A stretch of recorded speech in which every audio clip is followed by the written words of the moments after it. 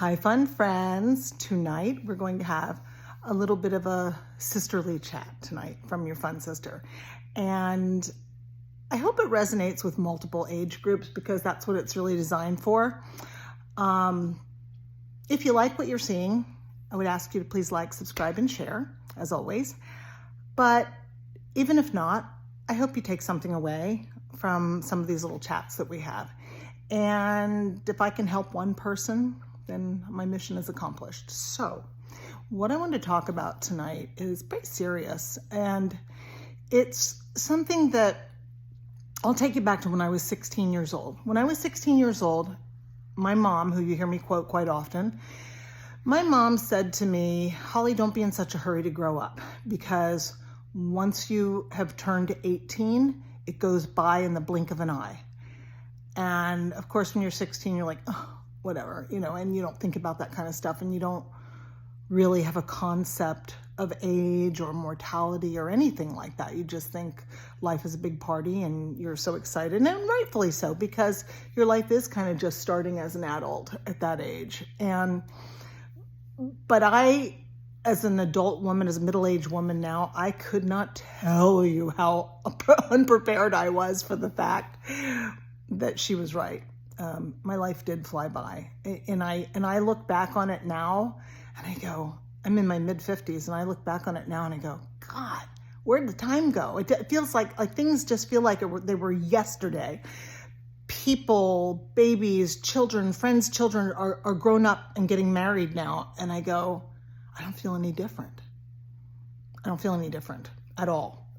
Maybe it takes longer for my muscle to heal after a workout or something. Maybe if I have a sports injury or something, that takes a little longer.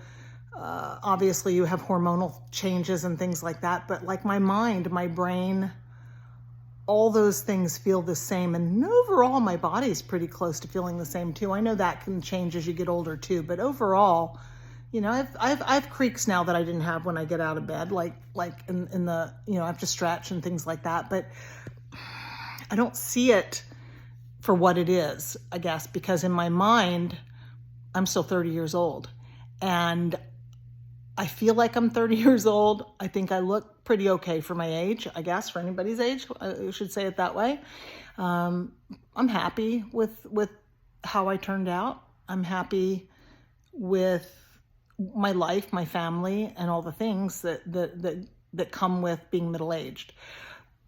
What I struggle with, and I struggle with this partially because I work in an industry where you deal with a lot of senior citizens. You deal with a lot of people who are middle-aged and up. Our average demographic is probably 65 to 75 is my average demographic. Not for people that die, but for people who make prearrangements, who are thinking about the winter of their life, if you will.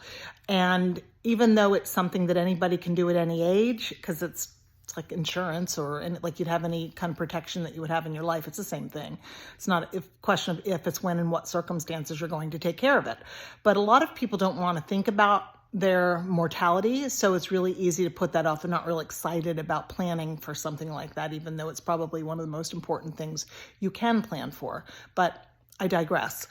What I see a lot of times, though, in this business, and it's always frustrated me because I got into it at a really young age, and you'll see children who treat their parents like they're the child.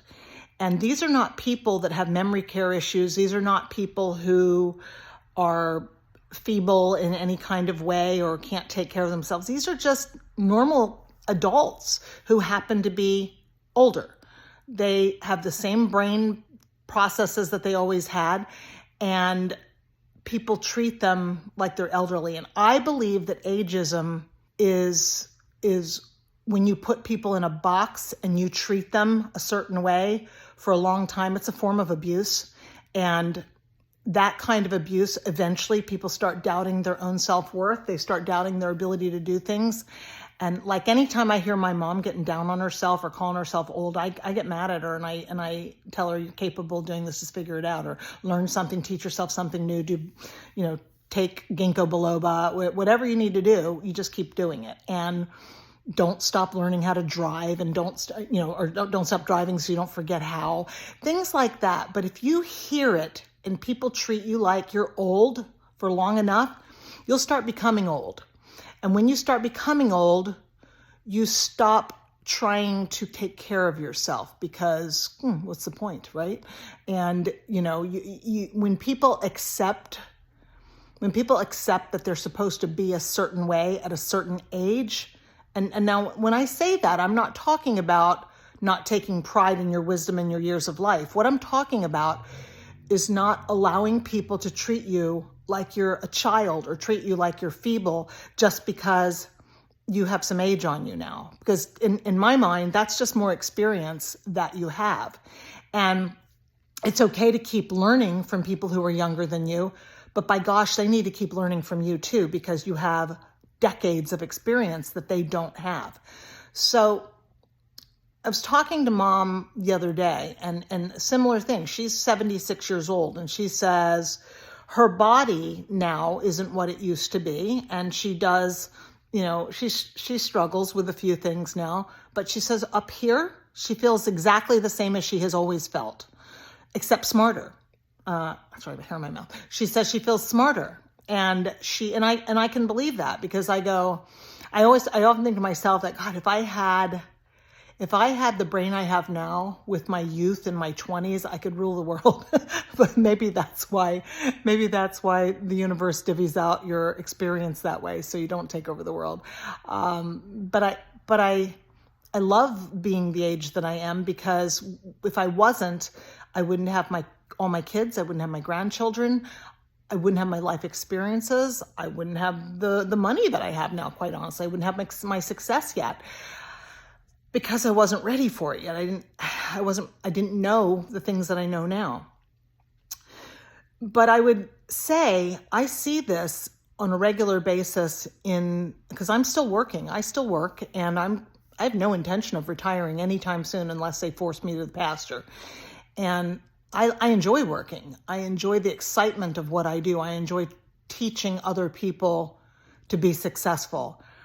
I love it. It's like a high I get off on. And so I don't really have an interest. That's why I start companies and do all the things that I do, because I want to keep going, and I don't want to quit. I don't want to quit on life. And I love traveling. I love learning. I love trying new things.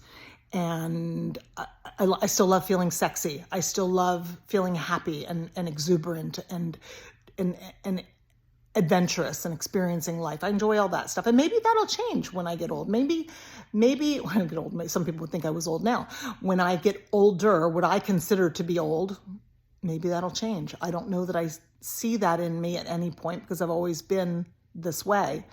And for as long as I can be, I will continue to be this way. I mean, who in their mid-50s starts a YouTube channel? I do. Some others have as well, but it's not a lot of us, to be honest. I think that what's interesting about my channel is, if I look at my analytics, I have a really broad range of people who watch my channel, from 18 to like 70s, I think it is. It's a broad range, and it's pretty spread out. So I imagine some people look to me like a big sister, maybe even a mom. Some people look to me as a peer, and some people maybe just look to me for some hope, because I do have the experience of working with all ages for a very long time, for a very big portion of my career. And I think it's very important for employers and for millennials and the Z generation. I think it's really important for you to understand that when you look to people because you think they're old, in your mind, you're going to be that age someday. And you're not going to want people to treat you like you're old. You're not going to want people to think you need to go to the pasture because you have a few extra lines on your face. You have to think that these people have value and generations of experience and expertise, and it's not just about being up on their computer skills. You want them to learn computer skills? Send them to class to learn computer skills, because you can't replace experience in life you can learn new computer skills. I'm just using that as an example. And people who can keep learning and people can keep getting better. And likewise, I say to people who are gaining in age, you don't have to succumb to what society thinks that you should be. If you still want to have fun and you still want to do the things and you still enjoy work and you still want to have a bright mind and you still want to do all the things that you did 20 years ago, then by God, do them. Teach yourself something new. Keep your brain active. Keep your body active.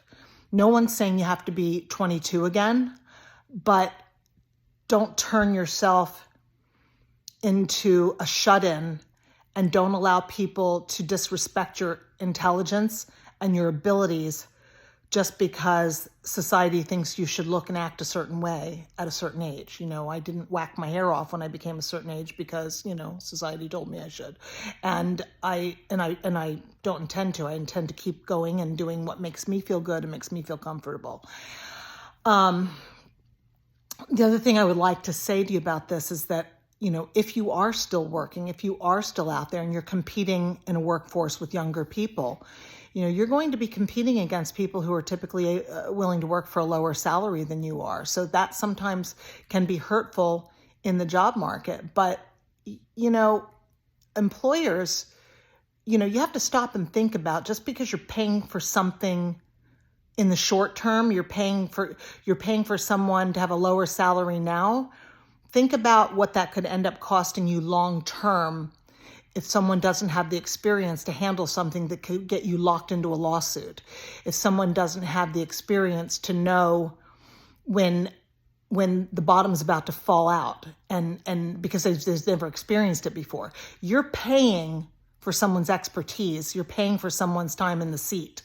You're not paying for what they just came out of school with. And you can hire people to do that. You can hire people to be around that. But don't forget that the people that you surround yourself who have the ability, who have the intellect, who still have the drive and the spirit and energy, judge them on that, not on how old they are. It's not fair. And it's ageism. It's abuse. So with that, my fun friends of all ages, I just want you to think about it. And I want you to think about it when you talk to your parents at night, or that employee at work that might be getting a little bit older. Find out what you can do to help them stay current so that you can still avail of their knowledge and experience. You'll find that that's going to be really good for you long term, and it will broaden the spectrum of all of your employees. It's really good to have that, because I've said before, if everybody is the same, then you have all the same. If everybody's the same strengths, then you'll have the same weaknesses as well.